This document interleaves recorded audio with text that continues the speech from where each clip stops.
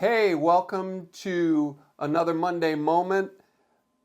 Yesterday, I shared with our staff about what it means to set things in order, why order is so important. Paul wrote to Titus in Titus chapter 1, verse 5, "For this reason I left you in Crete, that you would set in order what remains and appoint elders in every city as I directed you."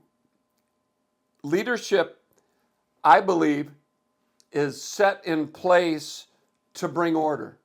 When you put leaders in positions, they should begin to bring things into alignment. They should set things in order.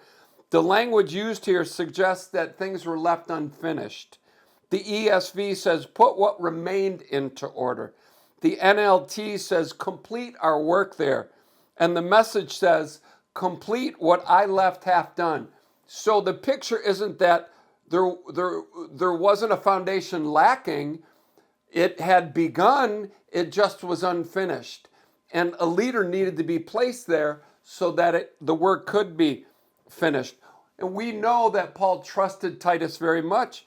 He says to Titus, my true son, in a common faith, in verse 4. So, common faith, I love that, because it speaks of how Paul and Titus saw things eye to eye. It's why Titus 1:5, our text, begins with, for this reason. I believe this, and the ESV says, this is why I left you. I believe this, Paul and Titus were spiritually and doctrinally in agreement.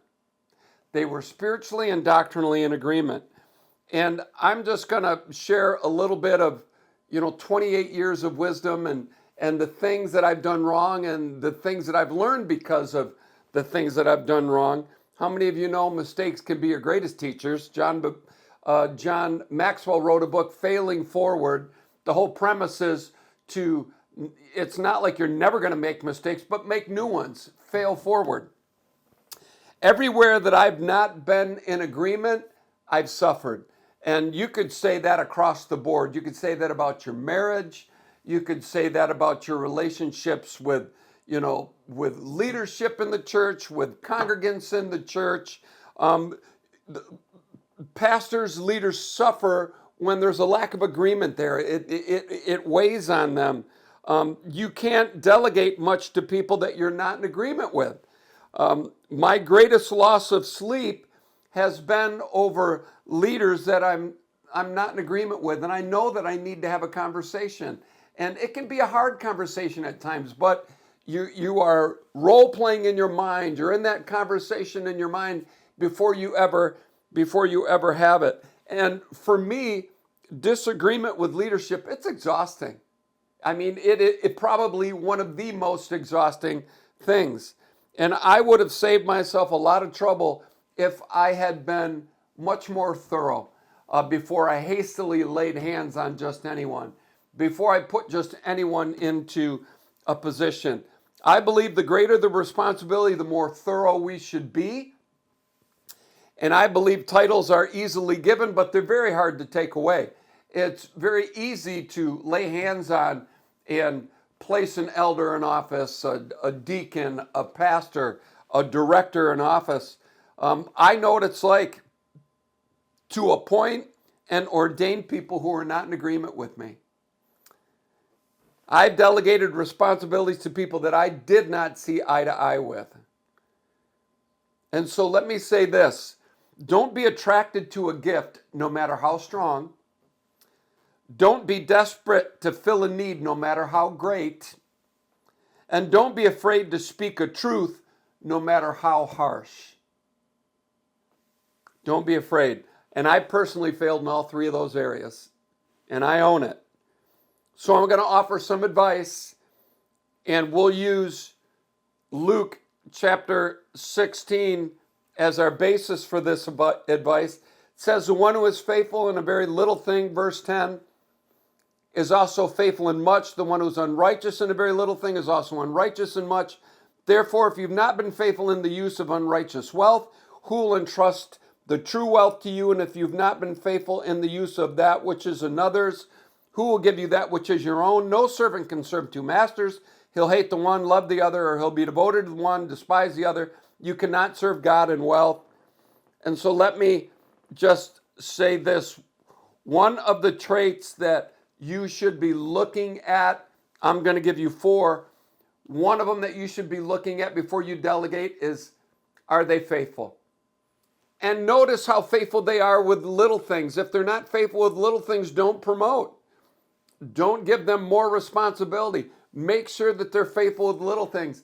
I remember Rick Renner saying that whenever he hired someone, I don't know if this is still a practice, he said this years ago, but the very first day that someone on staff, newly hired, would show up, he would make them go clean the toilet. What a great test. Second thing, before you ever delegate, determine whether or not they're givers. If they've not been faithful with the use of unrighteous wealth, who will entrust to them true riches? What are true riches? I believe true riches are people's lives. And the way that you handle money will say an awful lot about how you'll handle people. And you might argue that, but I could tell you horror stories that people who were not givers, people who were not generous, were trusted with things they never should have been trusted with. So see to it that they're faithful. See to it that they're givers.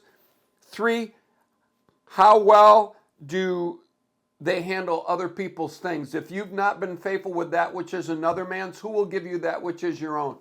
How well do they handle something that belongs to another? They borrow a car, the rental place they're living in. Do you leave that rental better than you found it? Do you return that car with a full tank of gas?